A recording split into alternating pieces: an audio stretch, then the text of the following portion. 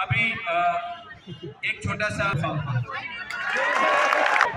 माता की सबसे पहले तो मैं आप सब लोगों के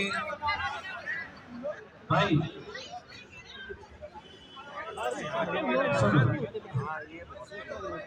के जज्बे को सलाम करता हूँ, आप लोगों की मेहनत को सलाम करता हूँ कि आप लोग इतने लंबे दिनों से यहाँ पर इतनी बड़ी संख्या में आप लोग डटे हुए आपके लिए, अपने परिवार को पालने के लिए, अपने नौकरी के लिए, तो मैं उसके लिए आप सब लोगों का धन्यवाद करता हूँ, आभार व्यक्त करता हूँ कि आप सब लोग डटे हुए। और अभी ये बात बिल्कुल सत्य है कि सिविल डिफेंस के वॉलंटियर या बस के मार्शल के लोग सब एक ही बात,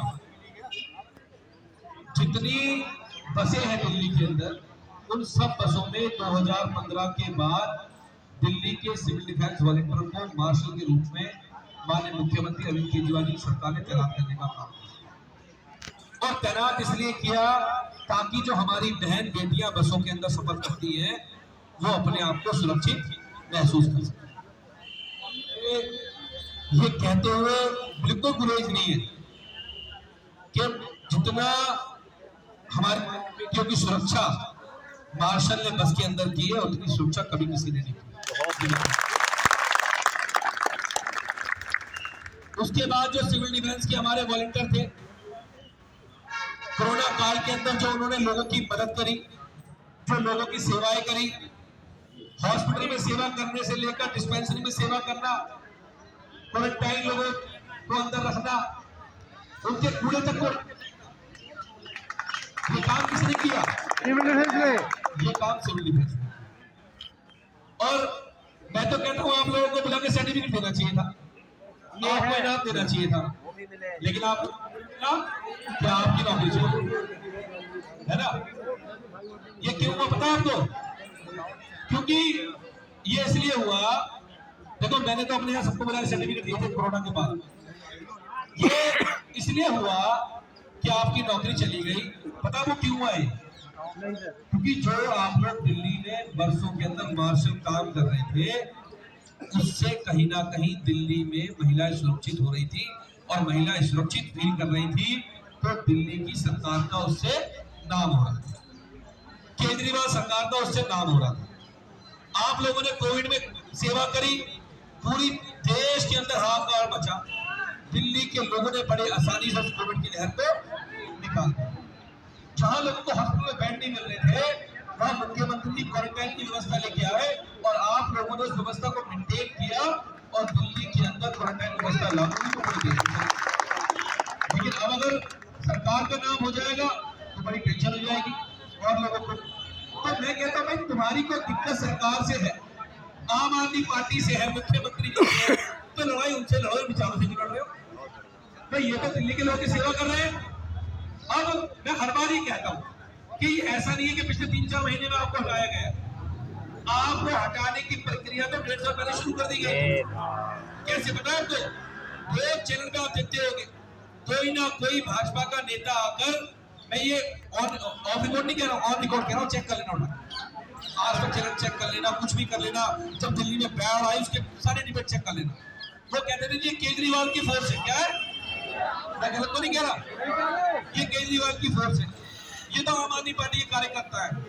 और मैं कहता हूँ भाई, ये आम आदमी पार्टी के कार्यकर्ता है ना, ये बीजेपी के कार्यकर्ता है, ये ना कांग्रेस के कार्यकर्ता है, दिल्ली के लोग, ये दिल्ली के वो बच्चे हैं, दिल्ली के वो युवा है, दिल्ली की हमारी वो माताएं बहनें जिन्होंने संकट के समय में दिल्ली के लोगों की मदद करी है, दिल्ली के लोगों की सेवा करने का, ये हमारे लोग।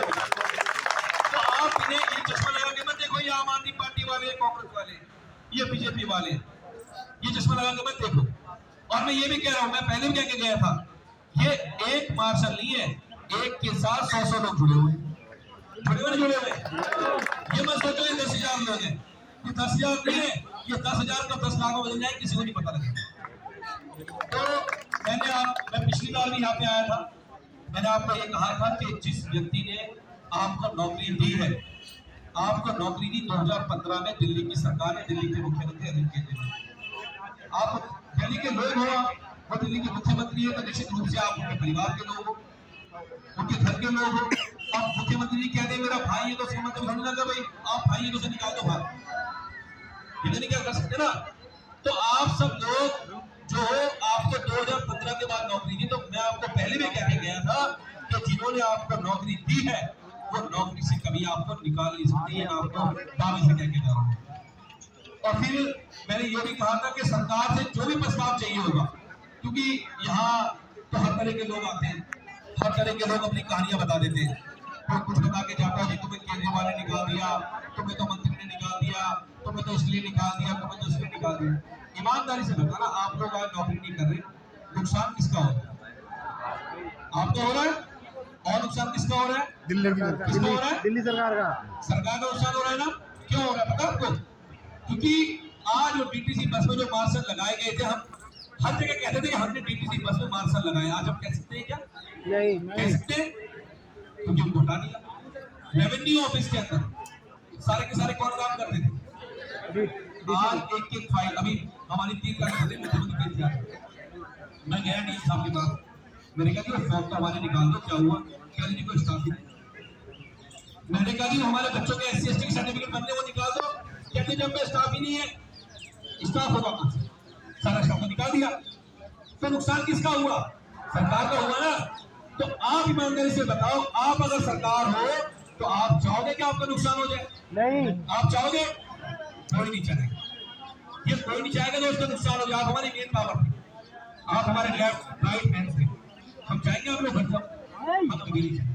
तो इसलिए मैं आज दोबारा यहाँ पे इसलिए आया हूँ क्योंकि मैं अभी जो मीटिंग अध्यक्ष जी के साथ आपकी जो आपका नेतृत्व कर रहे हैं, यहाँ पे पूरी समिति उनके साथ मीटिंग कराई थी हमने अध्यक्ष जी के साथ, और हमने इनको ये वादा किया था कि दिल्ली विधानसभा के इस सत्र के अंदर हम सिविल डिफेंस वॉलंटियर का प्रस्ताव लेंगे।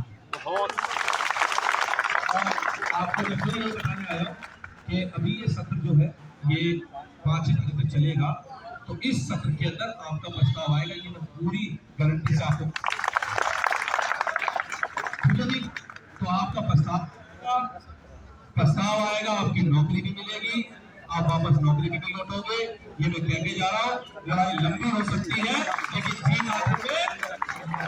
ठीक आखिर में आप कितनी भी साजिश कर ले, कितने भी अधिकारियों को धमका ले, कितना भी कुछ कर ले, इस जनतंत्र में जनता से बड़ा सबसे बड़ी कौन है?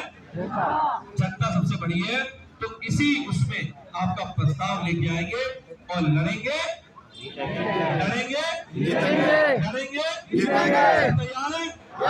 सब लोग तैयार है ना? और अगर आप लोगों को नौकरी नहीं मिलेगी तो पहले छात्र को गोली हम खाएंगे, आप लोग चलेंगे।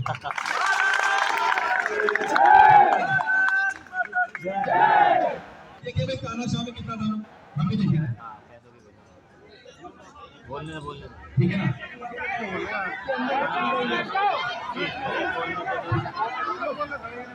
देने आया था, तो आपको लग रहा होगा यार इतने दिन हो गए तो कुछ हुआ नहीं, इसलिए मैं आपको आया था। और जब प्रस्ताव पास करेंगे फिर आपके बीच में आएंगे और फिर आपके सारे सवालों का जो भी सवाल आपके थे जैसे उसे जवाब देके गया था, फिर आपके बीच में लेके बहुत धन्यवाद। केवल भाई का 30 सेकंड लूंगा, ज्यादा नहीं लूंगा। सर मेरा 1 मिनट, सर मेरा सरकार इतना स्ट्रॉन्ग प्रपोजल बना के एलजी साहब को दे कि एलजी साहब चाह के भी मना ना कर पाए, बस दूसरी बात सर, हम सब भाइयों बहनों के बार बार डर आ रही है कि यहाँ लोकसभा चुनाव आने वाले हैं, कहीं आचार संहिता न लग जाए, नहीं तो 3 महीने फिर से इनके घर का राशन और इनका किराए का बिल कौन देगा सर। तो बस यही निवेदन है, जल्दी से जल्दी सर इसको प्रपोजल पास करिए और स्ट्रॉन्ग आप जो है कानून बना के दीजिए, एलजी साहब से तैयार करवाने की, एलजी साहब से हाँ करवाने की गारंटी हम सबकी है सर। आप हमारी गारंटी हम ले रहे हैं, आपकी गारंटी आपने ले ली और उस गारंटी में आपके साथ हम भी चलेंगे। और दूसरी बात, ये बात यहाँ मैं नहीं कह रहा हूँ, ये बात तो ऑन रिकॉर्ड विधानसभा में जो मंत्री सौरभ भारद्वाज जी उन्होंने ऑन रिकॉर्ड विधानसभा में बात कही है, आतिश जी ने भी कहा है और सौरभ भारद्वाज ने कहा है। तो एक एक व्यक्ति आपके साथ है और जिस दिन आपका प्रस्ताव आएगा केवल उसी दिन उसकी चर्चा होगी, जल्दी से इसको करवा दीजिए sir. Thank you very much.